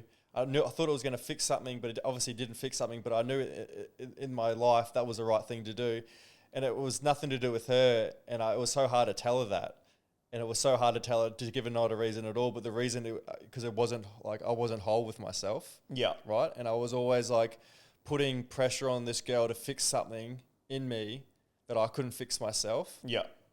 And I think I got to a point where I was just like, I need to let it go because, you know, I think I'm clinging on to this thing of validation of her, maybe the hope of her fixing something in me. And I knew that it wasn't going to be her to fix. And I think that was like the hardest thing I had to do was sort of let her go and give her over. And she's obviously, she's moved on. She's got a partner. She's got a family and stuff like that. So it's all worked out how it's meant to work out. But I know exactly that feeling. And obviously it's that feeling of looking a little bit inner and doing that inner work. That's because I've been looking at it lately. Because even mum, she's like, "Why won't you be with this girl?" And I'm like, "I don't know." I'm like, "But I can't explain it to you, and I can't be with her because that's not genuine. Because it's like I'm not itching to want it or whatever." And I'm like, "That's not fair." Yeah. It's not. But there'll become a time where there is the right one. Yeah. And it's interesting too because I did the same thing where you sort of analyze. And you're like, "Oh, there's red flags there," and then you don't realize I've got red flags too. Yeah, you know 100%. You know what I mean? Yeah. Like I'm not sitting here like saying that I've got, you know, I'm the finished product or know, the perfect person or anything like that. So, but I think that's the thing as well is like you got to be obviously willing to be with someone that you are willing to work on because life is just work. Yeah, and it's like 100%. Saying to my mum the other day, I was like, I think my problem is in some situations in life, it's like I think the grass is greener. And I don't take on the aspect that it's like, it's greener where you water it. And I'm like, I need to focus on like what I want to focus on and actually, water that grass instead of just finding something new. Put that focus and effort and energy into that. Yeah.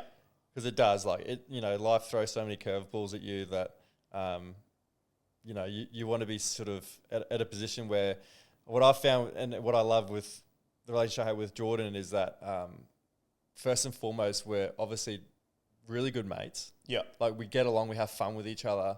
And I see a lot of the time sort of relationships wise, they don't like spending time with each other. You know, they're mates. It's just like they come home and they do the same old thing. And it's like on that sort of repetitive thing. Whereas like one thing that I love about, we were mates before we were sort of together. Yeah. And that's what I love about that we're happily just sit at home all day with each other. Yeah. Either talk or sit in silence and not talk. And that's the thing that I sort of really connected to and value is that, you know, I went through some serious issues with my mental health when she was still sort of in the picture right at the beginning. Right.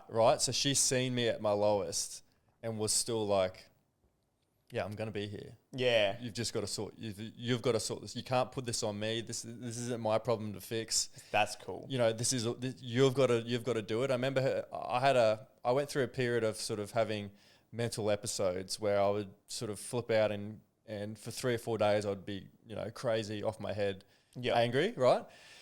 And this happened like probably 4 or 5 times at that point in time. This was about 4 years ago now. So we were probably together for about 3 years up until this point. And she sat me down. The last time it ever happened, she sat me. I came back home.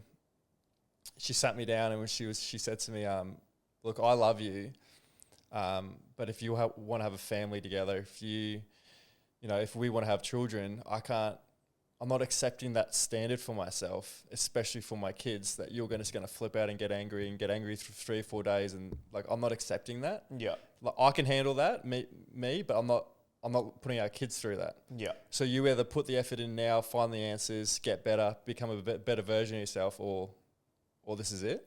Yeah. And I was like, holy That's fuck. what you need, though. That's what I needed. That's so good. That's what I needed, big time. And like from that point on, it's never happened again.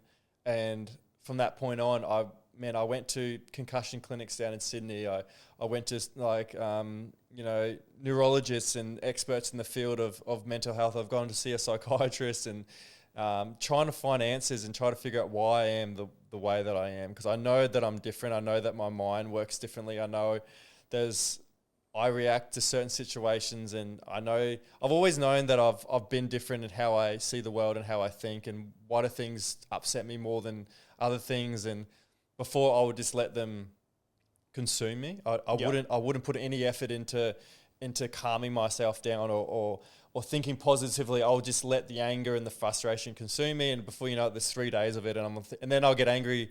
I would get angry that I'm getting angry. So then it's just like goes around and this spirals out of control again. So I think her saying that to me was like, all right, I need to go find the answers, because I've always been too afraid to see a psychiatrist to really dig deep into understanding why I am the way that I am. I was too afraid to look for it, and it's confronting. It's super confronting, but it's honestly the best thing that I ever could have possibly done, because it's opened my eyes up massively, and it's made me more in touch with myself, which has helped me be more in touch with other people in my life. And like they've put me on a spectrum of bipolar. So I asked my mum and dad and my friends this, and they're like, "Yeah, you've always been moody." I'm like, "What do you mean I've always been moody? What didn't you tell me? What do you tell me?" They're like, "Oh, that's just you. We can tell you the start of the day if you're in a good mood or a bad mood." I went, right. "What? I've just figured this stuff out now." And they're like, no, you've always been moody. Probably since the age of 15, sort of when you hit puberty, we can tell like you're super moody. Yeah, right. And I'm like, oh, fuck. So have you guys always just put up with it? Yeah, we've always just put up with it. Yeah. So going further, sort of deeper into it, there's always, I had a terrible amount of concussions playing rugby, and that sort of was one of the reasons why I stopped playing. But I've also got a family history of mental illness, so that's obviously a contributing factor. And so when I went and saw a psychiatrist, and he was so calm and professional, and it was like, this is what's happening in your life. Yeah. Your highs aren't as high as you think they are. And I was like, oh, right. Because I thought I was super high, super low. Right. And he's just like, your highs are normal. Your highs are regular. I was like, oh, right. What am I here for then? And he's like, just your lows. Your lows, when you get low, it's lower than everyone else's. So it takes you a while to sort of get back up to that sort of neutral ground again. And so what I used to do was just let it consume me. So I was just like, if I'm in a low, worst person to be around. Yeah.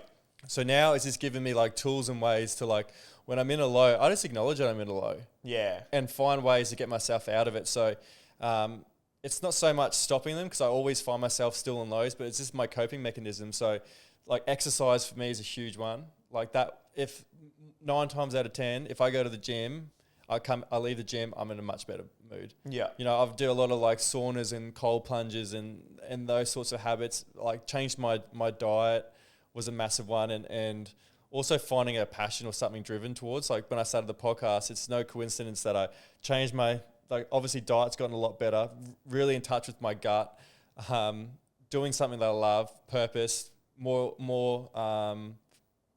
discipline with my exercise, my recovery, and then having more connected love like with my friends and family. Yeah. There's no coincidence that I've never had an episode again. It's 4 years ago.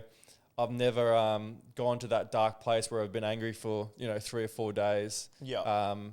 I'm not saying that the lows aren't still there, but I mean, there's so many contributing factors that go towards me sort of having that healthy outlook on life.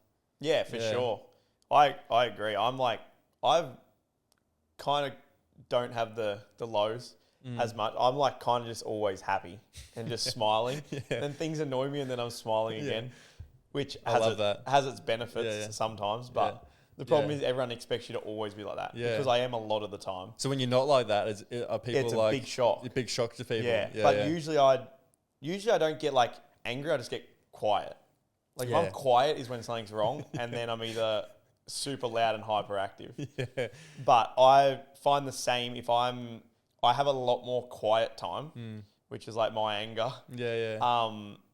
If I don't have purpose. Okay. I link it more to purpose because I have noticed over the years that I don't get the same fulfillment from passion as I do from purpose.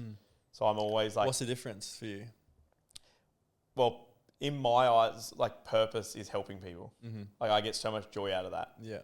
And giving to people and just like being there. It's like even like if my sister wants to move house, as annoying as it is, I love doing it because I can be that person to help her get over that obstacle or whatever.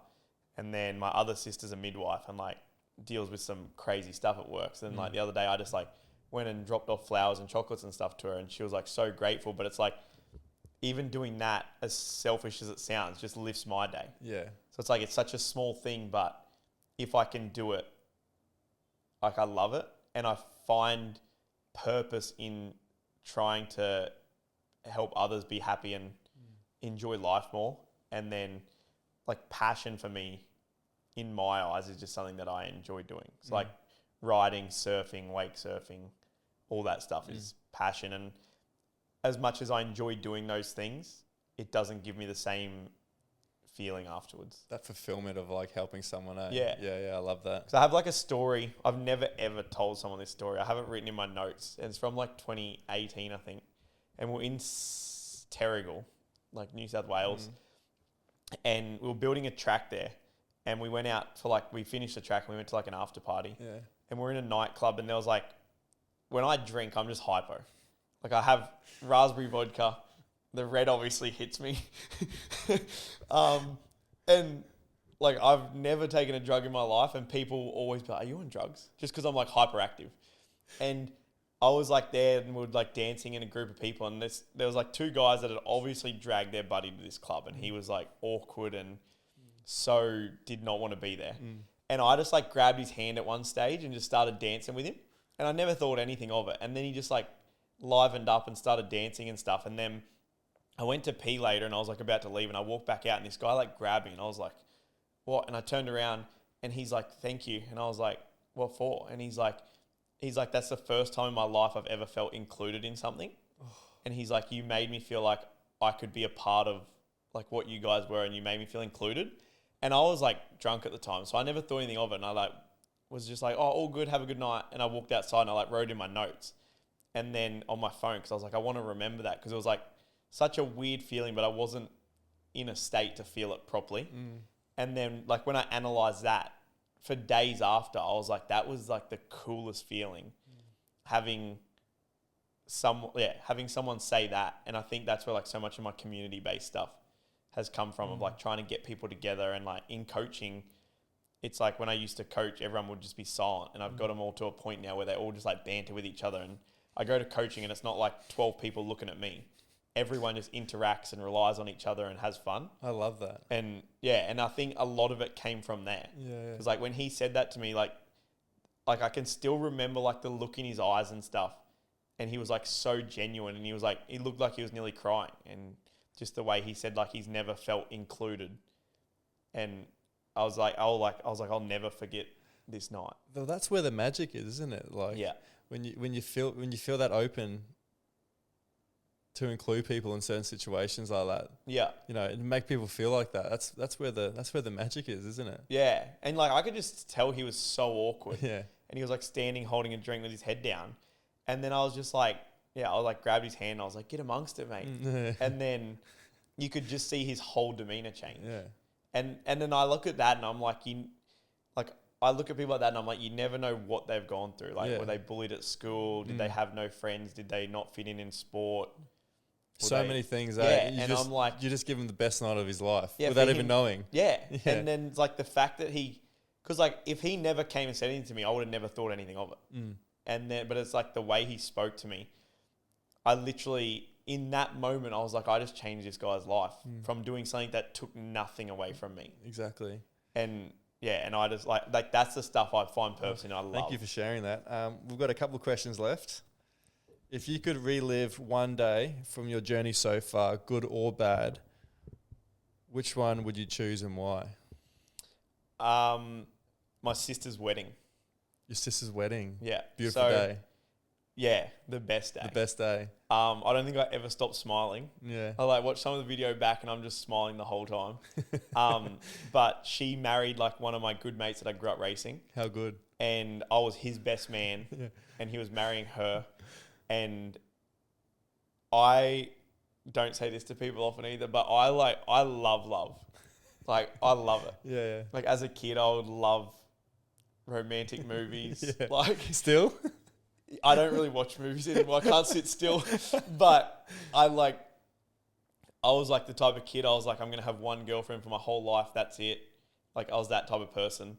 And watching genuine love, which like I experienced with one of my like long-term girlfriends, and I was like, obviously that ended, but I was like seeing that happen in real life with someone that like two people that mean the world to me and two people that helped me through so much. It was just like, I don't even know how to explain the feeling, but I would live that day over 1,000 times. Amazing. And it was like, everything was perfect. The weather was perfect.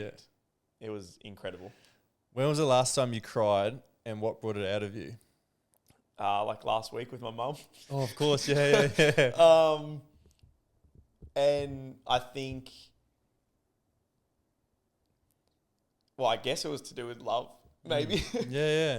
But it was more, I think it was more the feeling of being lost in certain aspects that brought it out of me, because I think when you feel lost, you feel hopeless and you can't see a way out of those certain situations. Yeah. So I think the hopelessness of what we were talking about that day on her couch is what brought the tears out. But yeah, I'm kind of a crier too. Hey, a bit of a crier. There's a lot coming out in this podcast. Well, that's good. Some days I'm just like, I need to cry. Well, that's great, because like I went for years without being in touch with my emotions. There was a blockage there that I couldn't cry, and now it's like you do the sort of the work and you sort of break down all those little walls that were up. Yeah. Now you're more in touch with those emotions, more accessible. So you're not sort of suppressing them at all, which is amazing. Yeah, it is good, because I think I went through a couple of years where I stopped that. Like Stop the last feeling. few years, I think I was very closed off to everything. Yeah. And I'm not sure why that was, but recently I've definitely opened back up. Or I think I've been more conscious and aware of things that I don't like that are happening in my life. So therefore I've become more aware. What scares you that no one would expect? Love. Well, we know now.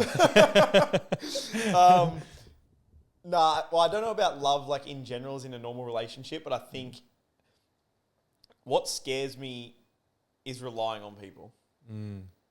I think if I like and care about someone, like whether it's a friend or anyone, I'll be there no matter what. And there's very few people in my life that I've felt that in return from. One of the guys, like my mate Nato, he is definitely that and has been, but I only met him during COVID when I came back from America. But I think opening up to someone or letting someone completely in. What's one thing you're proud of that has nothing to do with writing? Can it be people? It can be anything. My nieces. Your nieces? Yeah. Oh, are you? They're all just legends. And Oh, I love that. the two eldest ones, I think they all dance now. Yeah. But the two younger ones are young. Yeah. The two eldest ones are killing it in dancing. Are they? And so the second eldest one, Amity, she just wins everything. Is she good, is she? Yeah. She did a tournament on the weekend, and I've seen a photo, and she just had all these trophies around her. I'm like, how many dances did you do? Does it make you want to be a father? Yeah, I definitely want to be a father. You definitely want to be a father, yeah. And coming from my family, I'm the last one left with our name, but I will be. Oh, yeah, of course. Because, I'm the only guy. Yeah. I don't think Dad's having The another pressure's kid. on you. But I do want to be a father. I love, like, hanging out with them. I just think I'm very aware, probably too much aware of what I want to give my kids. And I never want to rush into it. I think because I also look back at the childhood I had, and I would want to give my kids something similar to that, because I think it was amazing. Awesome, yeah. And my parents gave us the world, and we had opportunities to do everything we wanted and try everything we wanted. And I want to be able to give that to my kids, but I definitely want to be a dad. What's your version of peace, and what brings your mind the most stillness? Oh, I don't know when I last felt peace. Probably when I'm out wake surfing with my buddies. Oh, yeah. Just sitting on that wave, like surfing is one thing, but wake surfing when the wave never ends is just like, sometimes I'll just stand there and I'll forget there's even a boat in front of me with all my buddies on and music blaring, and I'll just be in your own world. Yeah, just riding this wave and just start thinking about stuff. And like when we're at Somerset Dam, and there's just a huge dam with like green mountains and blue sky, and I just like look out and I'm just like, whoa. And I noticed that a lot the other day when I turned my phone off, and I was very present with what we were doing and enjoying the moment. But riding gives me peace, but I don't think anything like that. Or snowboarding. I was just in Japan. It was insane. It was a good, was it? A couple of mates just come back from Japan. Yeah. I said it was good. Do you think confidence is something you can build, or is it something you have to believe before you see it? Oh, that is good. You're good at this. You should do it. You should do it as a job. I'm trying. I think both. I think you can definitely build it, because I think I definitely built it. Well, I built it when it came to racing and stuff, and I built it probably in talking in front of people and stuff like that. But then I think there is an element there. There's an element where you do have to believe yourself. Like, I think it's the same with like the imposter syndrome we talked about. If you have that, it's hard to be confident because you don't believe yourself. And I think is it Chris Griffin talks about like have to be and be do have. Yeah. And like you have to be the person that you want to become, do the things that person would do, and then you'll have the things that you want. And I think confidence works into that equation perfectly, because I think for you to be confident in certain things and to get certain things, you have to be the person that believes that they are capable of exactly that. Yeah, 100%. All right. You've answered a few in a row, which is nice. Where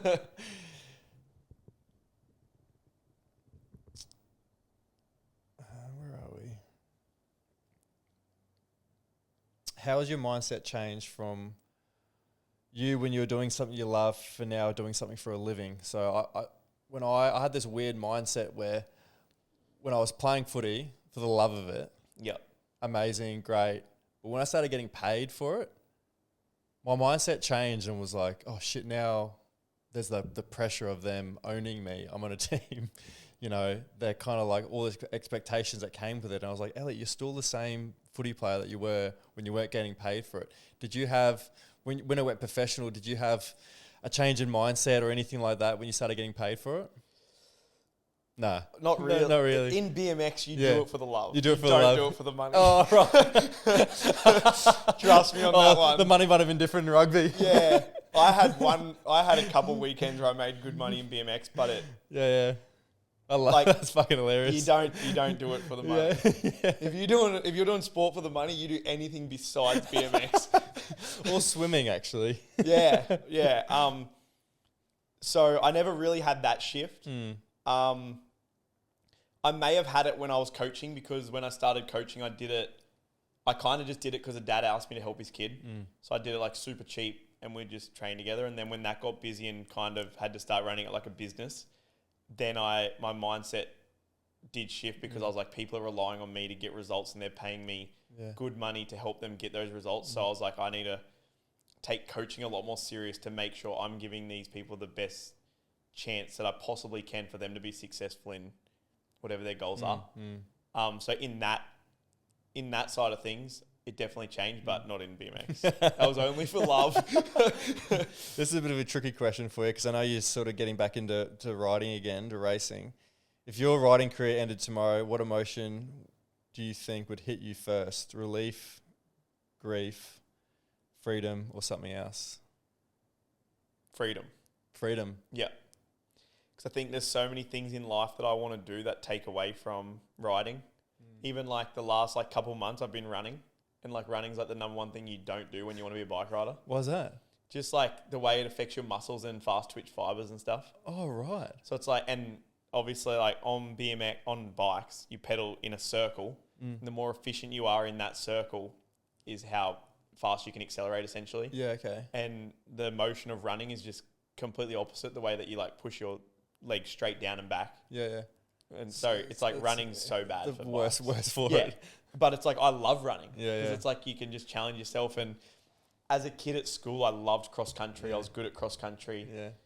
And so like just things like that. Like I went and watched a High Rocks event the other day. I'm not that interested in doing one, but I would like to do one just for just to challenge myself. Yeah. They look cool though. Yeah. It looks so fun. And just like even that, the community is what brings me in. And like just going to gyms and doing classes with people. I think the freedom as well would come from being able to go be in more community involved activities. Well, if you want to come to Revel, have you heard of Revel? Yeah, I think they invited me to train there a while back on Insta. I do Revel at Maroochydore also. Do ya? Yeah, so if you want to come join, I'll have to do one. Shout out Revel. You want to sponsor? But I train at Athletic Base a fair bit. Oh, do you? So I sometimes go do their group stuff, and he trained me a fair bit when I was racing. Yeah, cool.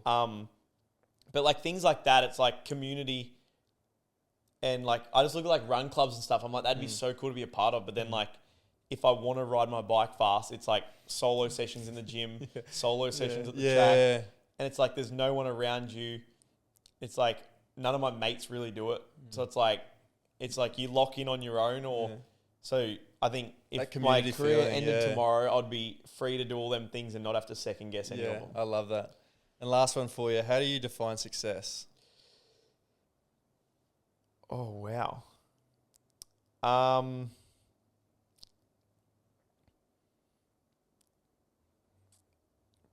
Probably freedom.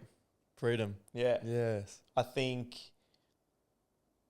everything I do in life is to get to a point essentially where I can do what I want to do. And I think Peter Crone said it. Actually, I listened to this on the plane yesterday He's great, isn't he? Coming home from Melbourne. He said, you ask people what they want and they'll be like $1 million. And he's like, all right, I'll give you $1 million, but I'll lock you in a jail cell for a year. And they're like, but that's not what I want. He's like, no, what you want is freedom. What the money will give you, essentially. And I think that's what I just want in life in general. I want to be able to wake up, have the freedom to go do stuff with my nieces, my sister, my family, go. And like, I'm kind of getting that now, even with coaching, because like the hours are very low and stuff. I usually have every day free. But I think that would be success, because I've won things I wanted to win, which I would have thought was success back then, and it didn't give me the things that I wanted. So I think, waking up and doing things I want to do every day with my purpose is my definition of success. Thank you very much for coming on today. Thank you for having me. I do have a closing tradition. I don't know if you're aware of it. I've listened to a few, but I don't remember. So for everyone listening, so my closing tradition is I don't actually ask the last question. I get family and friends. They send in questions for the guests. Oh, right. I did. I was listening to... Who are you listening to? Oh, who was I listening to? It was a rugby player. Yeah, it would have been Keegan's maybe. Or Todd Carney? Todd Carney? Yeah, Todd Carney. Todd Carney's. Yeah. Yeah, right. You do some work. We do some work, brother. This is cool. So, questions today. you did mention them just before. Is it Carney, Yeah. your sister? Yeah. Oh, this is what you were prepping earlier. What's one thing you wish more people understood about mental health, and how do you stay strong when things get tough?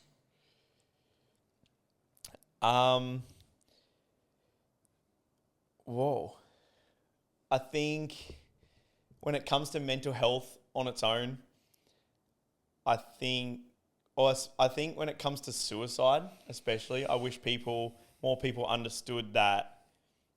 I think majority of people that take their lives don't actually want to die. They just don't know how to live.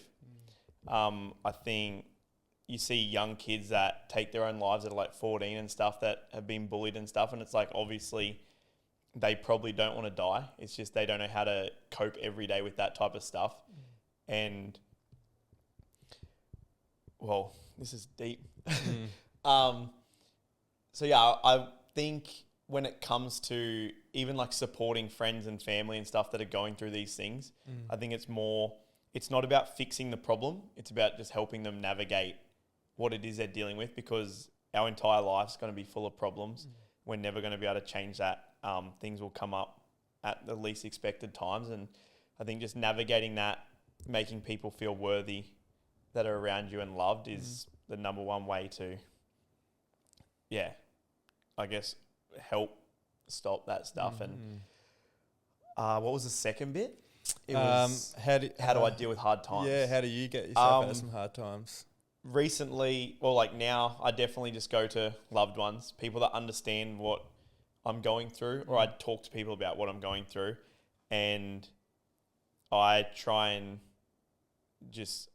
know what my purpose is and chase that every day. I think when you have a purpose that's truly ingrained in who you are and what you want to do, I think it's hard to keep dwelling on the bad things in life, because I think your purpose is so fulfilling that it will always shift your mindset to a more positive state.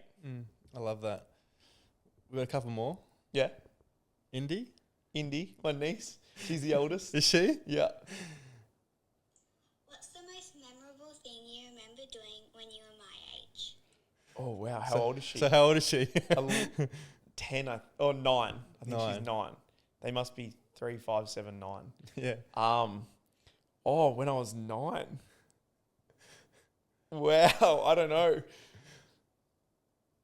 You would have been racing still, wouldn't you? I was definitely racing. Yeah. The most memorable thing. Oh, she's got me stumped there. Does she? I would say it would have been bike riding. Yeah, something to do with bike riding. It would have definitely been bike riding. Similar to her with dancing. I think back then I just loved my sport so much that every day was just a blessing. Yeah. It would have been either that, or I have real deep memories of sleeping on the lounge room floor with my sister watching Hannah Montana till like midnight. Or just Disney Channel. Disney Channel in general. Yeah. Because we had a super cool house with like a sunken lounge room and stuff. Yeah. And we'd just like on weekends, we'd just sit in there and sleep just on a blanket on the floor. We wouldn't have mattresses or anything. That's the best. And we just watched Disney Channel till we fell asleep. That's sick. I don't know if I was her age, but I would have been around then. And last one from Ebony.